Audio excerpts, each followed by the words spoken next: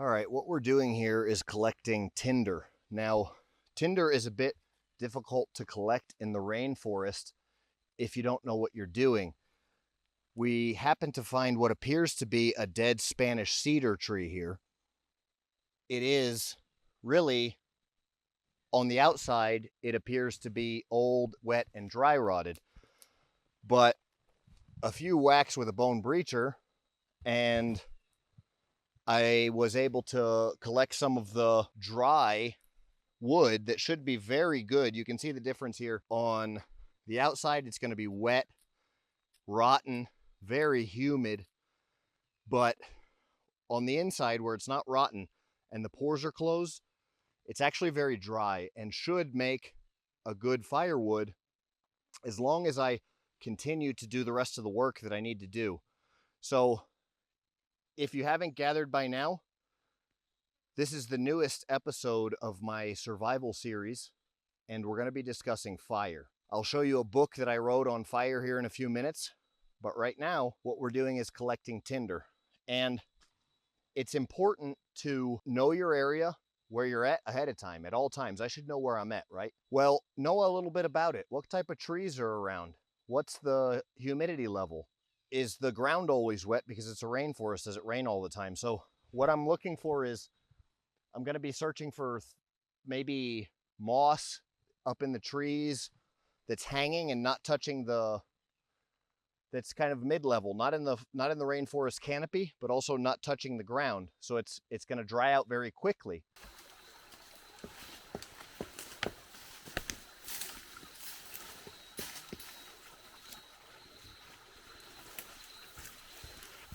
After the morning dew dries, then I can find stuff like moss or, palm fronds, stuff like that. Very thin, very dry, very brittle and easy to break up. So I can make a tinder bundle.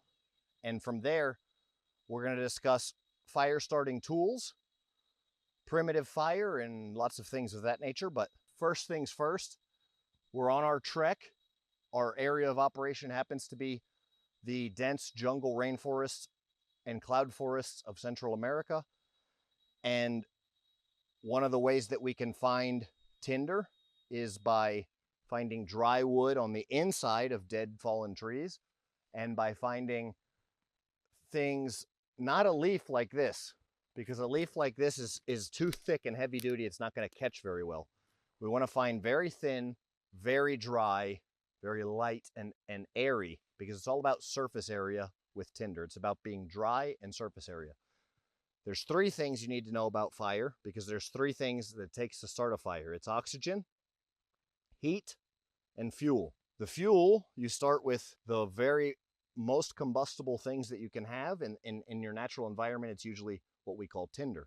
From there, you go to bigger, harder pieces of wood, stuff that's harder to burn once you have that heat going. And then you can actually control the speed of the fire by burning things that are like this. If I were to put this whole piece here or start the fire on top of this old Spanish cedar stump, it would burn for a long time. I'd just have to make sure that I kept the fire going. And then I would pretty much always have coals, even if I let the fire go out during the day, and I could use the coals and the embers to start the fire the next night. All right. We'll discuss as well in this video why we would want a fire, or why we would need a fire as well. And I'll show you the chapter of fire, and I'll reference it to my new book. But right now we're still doing work and getting everything prepped up and ready. We found a location where we're going to start the fire behind me, close to a water source. There's a river flowing through here. This would be a great spot to camp. I would want to camp a little bit on higher ground that I found over here. There's no big large trees that could fall on top of me while I'm sleeping if a wind or storm comes up, but I'm also pretty covered, very close to a game trail for the ability to hunt, very close to the water source as well for the ability to hunt, but in an area that's defensible and off of the game trail enough to where with a fire, I can have a little bit of security that maybe an animal's not going to attack me, because we are in jaguar territory. But let's keep doing the work.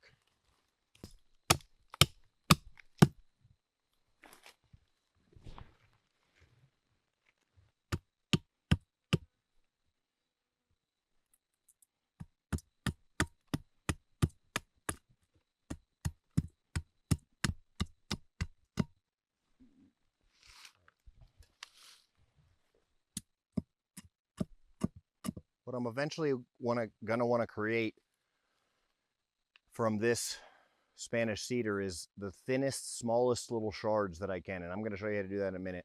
But this really increases the surface area and will hopefully give me the fuel that I need to start a fire in the easiest way possible.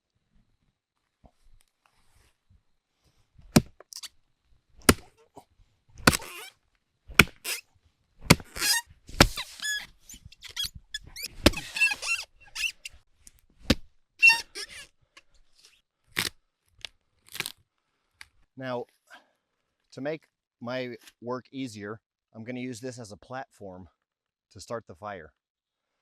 I'm going to clean off the wet exterior, and then I'll have a nice dry base and something to work with.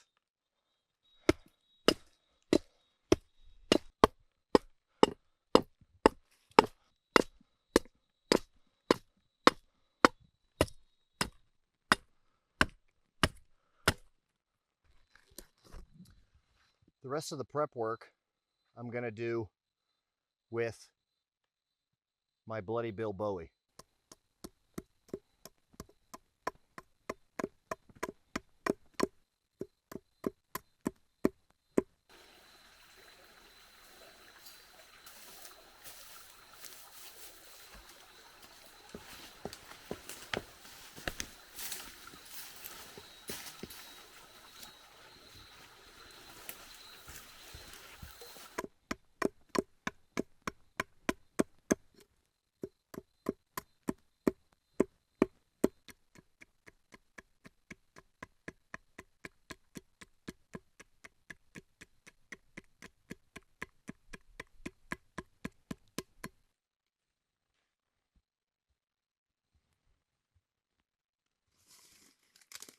All right, we're gonna give it a little go right now. We've got our tinder here. I've done some shavings with the Bloody Bill Rambo, one of our Rambo knives. We've got some of the stuff we collected from the foliage. We've got some shavings that we got from the ground. You guys saw how we collected this. We've got some larger fuel here just in case this goes up. There's several different fire starters in the pack here. The first thing I'll do is give you guys a brief overview of the Bone Tactical Survival Guide here that comes with the Bone Tactical Survival Kit now. All right, we're going chapter by chapter. So this is episode 3, which is fire. We've got fire starting guide here on page 10. And basically we go over the fire triangle, the why fire is important, how fire can save your life because of the ability to create warmth in cold areas. You can smoke your meat to make it last longer. You can cook your meat, cook a lot of different things that are not necessarily edible on their own. You can even, make tea from leaves that has medicinal purposes. Talk about collecting tinder. We talk about making char cloth, and we talk really basically about all of the real skills that you need and why you should practice and how you can do it. And that's the fire section. I will show you what fire stuff comes with the bag, and also how to use it. And I will, this is my personal kit that I sell on my website and that I use as well. And I'll show you why I recommend this kit. And I'll show you, how it works. I'll give you some other options, but this is kind of the most basic and my recommended option here. I like using the EDC Relentless knife as a striker. And this, of course, comes with the kit. So I've got my microphone attached. Otherwise, I would have this worn around my neck, but I'm not going to wear it just because of the microphone. And I want you guys to be able to hear what I'm saying. If I was in a real survival situation, I would be wearing this as a neck knife. But if I wear it as a neck knife right now, it's going to rub all over my microphone. So there are basically 3 different fire starters here represented.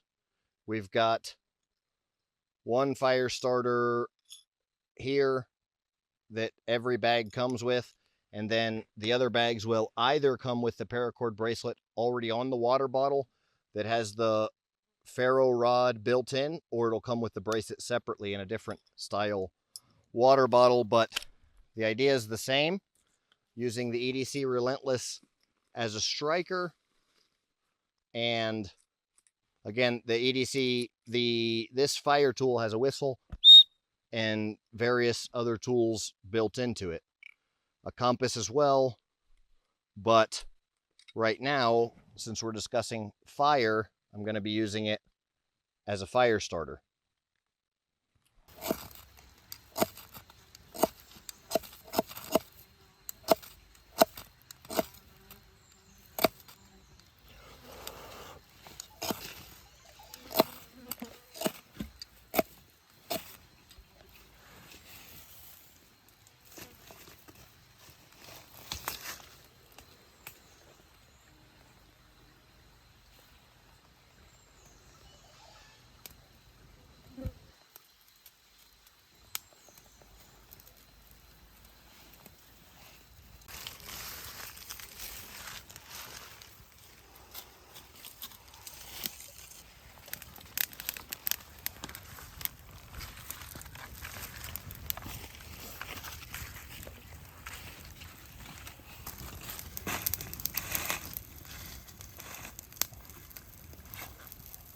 All right, guys, what you've got here is a little fire that we've got going, and we did it with just the components in the bug out bag, as you saw. Everything here is soaking wet. We're in the rainforest. It's hot, and I didn't really need to start a fire necessarily because I had the water filter and don't have to cook any food right this second, but wanted to show you guys that even in the hardest conditions to start a fire, where we're here next to a river in a rainforest, everything's absolutely soaking wet. There's really, it was a little bit of a challenge, but we got it done. And that's why something like the fire starter that comes in that bag, a ferro rod fire starter, that's why it's so effective, right? Because a ferro rod fire starter doesn't go bad. It doesn't get damaged when it gets wet. You know, so I'm out here in the middle of nowhere. I don't have to worry about it cracking or breaking or running out of fluid or anything like that, right? So it's something that I'll always have. It's always ready. It's in my bag when I need it. And I just kind of wanted to share that with you guys. This is the fire episode, and we're going to be moving on now to some other episodes and filming some other episodes, showcasing the Bone Tactical camouflage out here. It's the most effective camouflage in the world right now, in my opinion. And if you can't tell by watching the video how this camouflage just unbelievably blends in the environment that I'm in here, and then really pretty much into the widest array of environments available, then I don't know what to tell you. But you should be able to see on your own how effective this camouflage is. And fire, ultimate bug out survival bag, ultimate survival bug out bag from Bone Tactical. I do appreciate you guys tuning in. Let me know what you want to see next. Thanks for watching. There are a few other options for starting fires out there in the world, but kind of this is the rundown, and you can study up from here on yourself. Bone out.